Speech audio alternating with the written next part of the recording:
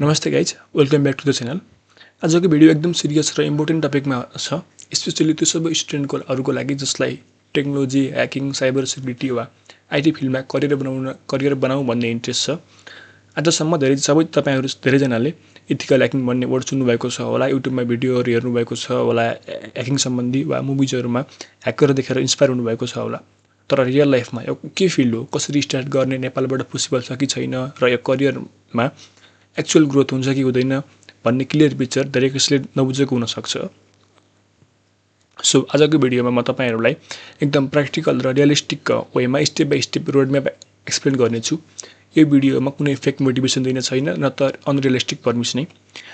यो चाहिँ रियल रोडमा कसरी इथिकल ह्याकर बन्न सकिन्छ भन्ने एउटा अनेस्ट गाइडेड भिडियो हो। त्यसैले लास्टसम्म हेर्नु होला, किनभने म बिगिनरदेखि एडभान्स लेभलसम्मको पुरा जर्नी एक्सप्लेन गर्नेछु, including skill, road map, certification, bug bounty, salary र नेपालमा करियर अपर्च्युनिटी सबै कुराहरू।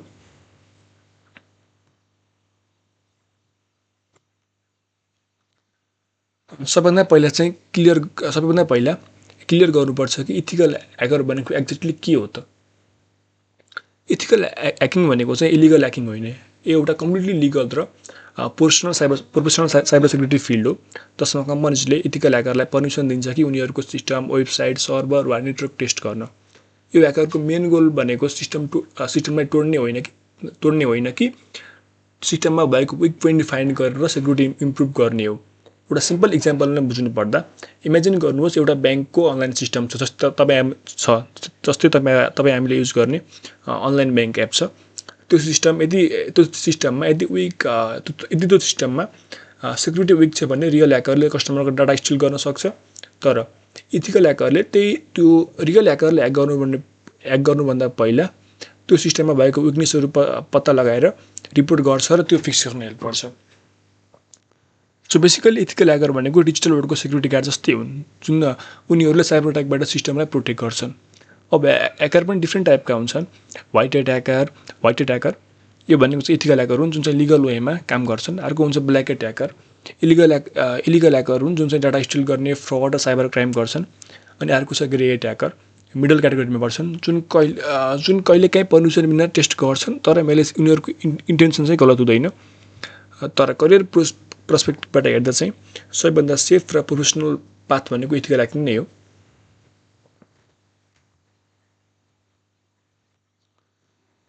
अब सुरु गरौँ, अब कुरा गरौँ रियल स्किल रिक्वायर्ड।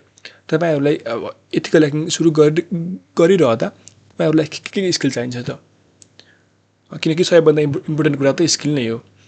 धेरै बिगिनरले कहाँ गल्ती गर्छन् भन्दाखेरि चाहिँ उनीहरू डाइरेक्ट ह्याकिङ टुल युज गर्छन्। जस्तै उनीहरूले चाहिँ आफ्नो फाउन्डेसन नबनाइकन डाइरेक्ट ह्याकिङ टुल जस्तै काली लिनक्स इन्स्टल गर्छन् अनि सुरु गर्छन् ह्याकिङ गर्न। तर उनीहरूको के हुन्छ त बेसिक नै क्लियर हुँदैन।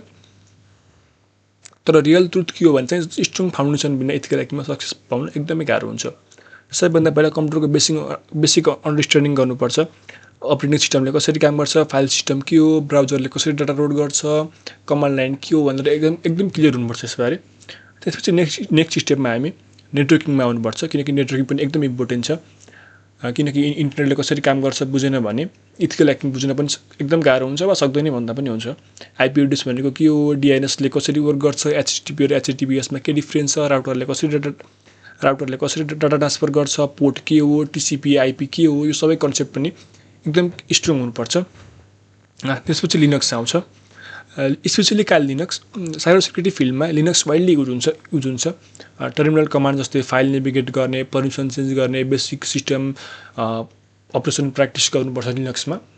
सुरुमा यो चाहिँ मैले अझै बेसिक मात्र भनिरहेको छु, तर यति चाहिँ पुग्दैन इफ कति खालको इथिकल ह्याकर हुने हो भने चाहिँ। अर्को आउँछ प्रोग्रामिङ पनि एउटा इम्पोर्टेन्ट स्किल हो।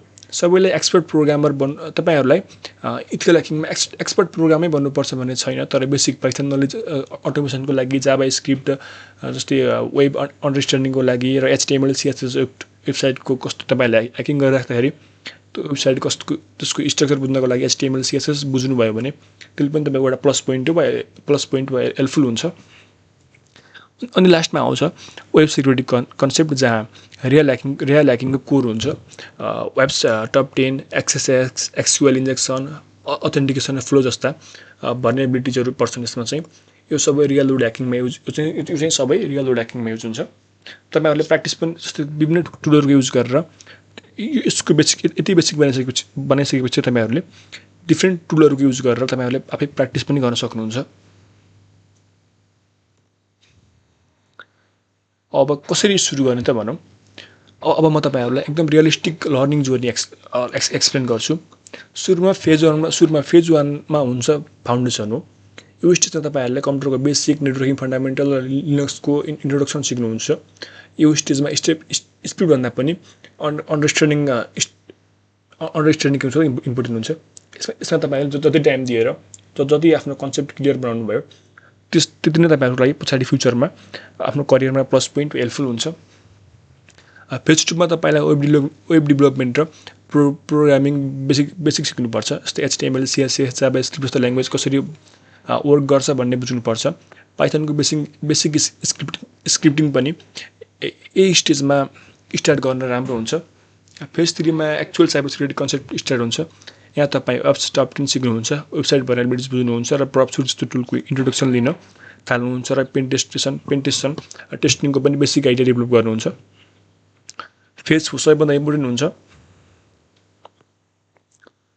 किनभने यो चाहिँ प्र्याक्टिस जो यहाँ थ्योरी मात्र काम लाग्दैन। तपाईँले try hack me, hack the box, PortSwigger academy जस्ता प्लेटफर्ममा रियल ल्याब सल्भ गर्नुपर्छ।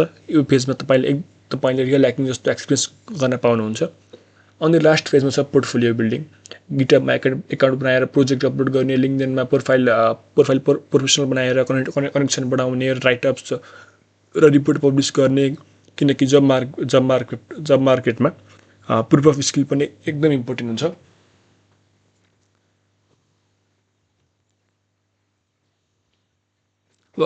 सिक्नु त भने अब कहाँ गएर सिक्ने त? कहाँ गएर सिक्नु भन्दाखेरि चाहिँ यो सबै सिक्न कहाँ जाने? त्यसको लागि चाहिँ तपाईँ बिगिनरको लागि ट्राई ह्याकिमी एकदम बेस्ट प्लेटफर्म हो। यहाँ के हुन्छ त यहाँ तपाईँहरूलाई गाइडेड लर्निङ हुन्छ, स्टेप बाई स्टेप ल्याब हुन्छ, वा जिरो नलेजबाट पनि स्टार्ट गर्न मिल्छ। ट्राई ह्याकिङमा चाहिँ ह्याक द बक्स चाहिँ थोरै एडभान्स प्लेटफर्म हो। यहाँ चाहिँ रियल वर्ल्ड ह्याकिङ जस्तो इन्भाइरोमेन्ट हुन्छ। यो प्लेटफर्ममा चाहिँ तपाईँले च्यालेन्ज दिन्छ र थिङ्किङ डेभलप गराउँछ। अर्को छ पोर्टसुगर एकाडेमी चाहिँ वेब सिक्युरिटीको गोल्ड स्ट्यान्डर्ड नै भन्दा पनि हुन्छ। यसमा तपाईँहरू जस्तै XSX, XUL, इन्जेक्सन जस्ता भर्नेबिलिटिजहरू एकदम डिप र प्र्याक्टिकल वेमा सिक्न मिल्छ। ओभर द वायर चाहिँ लिनक्स र कमान्ड लाइन सिक्नको लागि जस्तै अर्को छ ओभर द वायर भन्ने पनि छ। यहाँ चाहिँ तपाईँहरूले लिनक्स र कमान्ड लाइनको स्किलहरू स्ट्रङ बनाउन एकदम युजफुल हुन्छ यो चाहिँ। अनि युट्युब र अनलाइन कोर्सहरू पनि तपाईँहरूले कुनै पनि हेर्नु पनि हेल्पफुल हुन्छ। तर स्ट्रक्चर लर्निङ चाहिँ फलो नगरी जस्तै आज एउटा भिडियो हेऱ्यो, एउटा भर्नेबिलिटी सम्बन्धी, भोलि अर्को भिडियो हेऱ्यो, पर्सि अर्को भिडियो हेऱ्यो, त्यसलाई प्र्याक्टिस गर्ने भने चाहिँ यसै फेरि हेल्पफुल हुँदैन युट्युब र अनलाइन कोर्सको लागि चाहिँ। यसको लागि चाहिँ हामी स्ट्रक्चर वाइज भएर जस्तै एउटा प्याटर्न फलो गरेर आज एउटा भर्नेबिलिटी जस्तै आज मैले एक्सेसको बारेमा हेरेँ, त्यसको कन्सेप्ट क्लियर बनाउने, त्यसको रियल ल्याबहरू सल्भ गर्ने, भोलि SQLको यसरी गर्दै गयो भने चाहिँ युट्युब भिडियो र अनलाइन कोर्स पनि एकदम हेल्पफुल हुन्छ। अब कुरा गरौँ सर्टिफिकेसन र रियल स्किल। धेरै बिगिनरको एउटा मिसकन्सेप्सन के हुन्छ भने चाहिँ सर्टिफिकेसन पाइयो भने जब पक्का हुन्छ, तर रियालिटी चाहिँ अलिक डिफ्रेन्ट छ। डिग्री जस्तै BSc, SSIT, BCA, BID जस्ता कोर्स हेल्पफुल हुन्छ तर म्यान्डेटरी छैन। रियल वर्ल्डमा स्किल सबैभन्दा इम्पोर्टेन्ट हुन्छ। तपाईँहरूको सर्टिफिकेसन तपाईँहरूले कुन IT डिग्री गर्नुभएको छ त्यो चाहिँ कसैले पनि सोध्दैन, माग्दैन। तपाईँले BSc, SSIT, BCA, BIT कुन कोर्स गर्नुभएको छ, कुन IT कोर्स गर्नुभएको छ भनेर तपाईँसँग खोज्दैन कसैले पनि, इफ तपाईँहरूसँग स्किल छ भने चाहिँ। अब अर्को सर्टिफिकेसनको कुरा गर्ने हो भने चाहिँ सेक्युरिटी र बिगिनर फिल्ड नै हुन्छ। जस्तै या चाहिँ आचार फिल्डिङमा युजफुल हुन्छ भने EGPT चाहिँ प्र्याक्टिकल पेन टेस्टिङ सिक्नको लागि राम्रो हुन्छ। PNPT रियल वर्ल्ड फोकस्ड हुन्छ र WebCP चाहिँ इन्डस्ट्रीमा एकदम इम्पोर्टेन्ट र डिफिकल्ट सर्टिफिकेसन हो।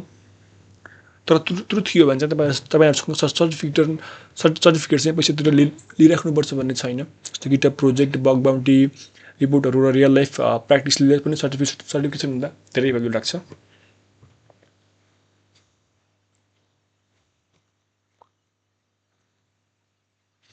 अब कुरा गरौँ स्यालेरी कति हुन्छ त? नेपालमा साइबर सिक्युरिटी फिल्डको आजको दिनमा एकदम नेपालको कुरा गर्दा चाहिँ साइबर सेक्युरिटी फिल्ड आजको दिनमा एकदम स्लोली ग्रो हुँदैछ। Bank, ISPs, fintech company, software houses र गभर्मेन्ट अर्गनाइजेसनले चाहिँ साइबर सेक्युरिटी प्रोफेसनको डिमान्ड बढ्दैछ। एकदम स्लो फेजमा बढिरहेको छ। जस्तै करियर रोलहरू जस्तै SOC analyst, security analyst, penetration tester, incident responder वा साइबर सेक्युरिटी कन्सल्टेन्ट एभाइलेबल हुन्छ। स्यालेरीको कुरा गर्ने हो भने चाहिँ नेपाल बिगिनर लेभलमा 25K देखि 50K एनपिआरसम्म हुन्छ। तर तपाईँको एक्सपिरियन्स बढ्दै गयो भने वा तपाईँ सिनियर लेभलमा पुग्नुभयो भने चाहिँ 1 लाख प्लससम्म जान सक्छ।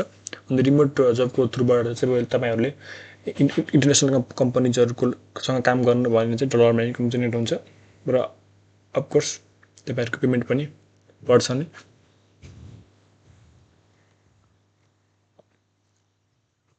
अब कुरा गरौँ यति बेलाकाले अनलाइन चाहिँ कसरी कमाउँछ नि त कुरा गरौँ। बग बाउन्टी पनि एकदम इन्ट्रेस्टिङ कन्सेप्ट हो, जसमा कम्पनीजले यति बेलाकालाई भनरेबिलिटिज रिपोर्ट गरेको रिवार्ड दिन्छ।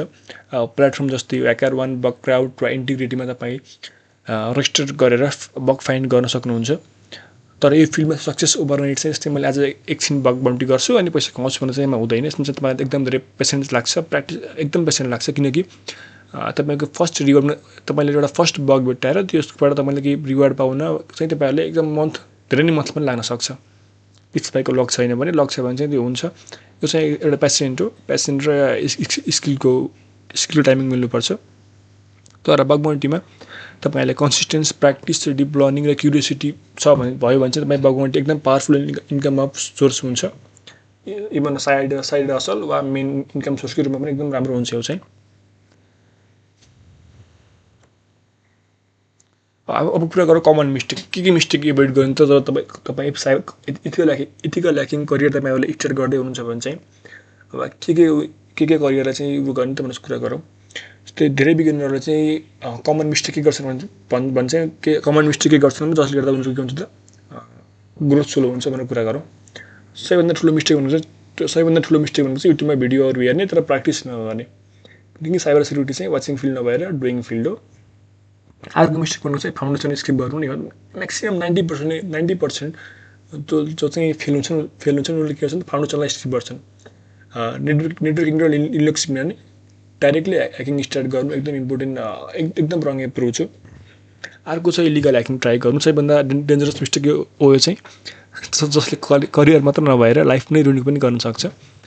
अनि सबैभन्दा एकैचोटि अनि अर्को छ सबै कुरा एकैचोटि सिक्न खोज्नु। जस्तै मैले आज एक्सएसएस पनि, एसक्युएल सबै, वेब टेस्टिङ, नेटवर्क टेस्टिङ सबै टेस्टिङहरू चाहिँ एकैचोटि सिक्न सक्ने। किनकि गर्ने अनि सबैमा फेल भइन्छ ट्राई गरियो भने चाहिँ। किनकि इथिकल ह्याकिङ म्याराथन हो, यो चाहिँ स्प्रिन्ट रन नभएर म्याराथन रन हो, यो बुझ्नुहोस्। सो गाइज यो थियो कम्प्लिट रोडम्याप कसरी नेपालबाट इथिकल ह्याकर बन्न सकिन्छ भन्ने बारेमा। इम्पोर्टेन्ट कुरा के हो भने तपाईँलाई एक्सपेन्सिभ सेटअप चाहिँदैन, फरेन डिग्री पनि चाहिँदैन, पर्फेक्ट इङ्ग्लिस पनि चाहिँदैन। तपाईँसँग ल्यापटप, इन्टरनेट, क्युरियोसिटी र डिसिप्लिन छ भने चाहिँ तपाईँ स्टार्ट गर्न सक्नुहुन्छ। साइबर सेक्युरिटी फिल्ड एकदम बिग छ, तर फ्युचरमा अझै ग्रो हुन्छ। नेपालबाट पनि ग्लोबल्ली कम्प्लिटली पोसिबल छ। सो आजैबाट स्टार्ट गर्नु, स्मल स्टेप लिनु, कन्सिस्टेन्ट हुनु र इथिकल बनेर लर्निङ गर्नु। भिडियोहरूको लागि धेरै धेरै धन्यवाद। लाइक, सेयर र सब्सक्राइब गर्न नबिर्सिनु होला। See you in the next video. Stay safe, stay ethical and stay learning.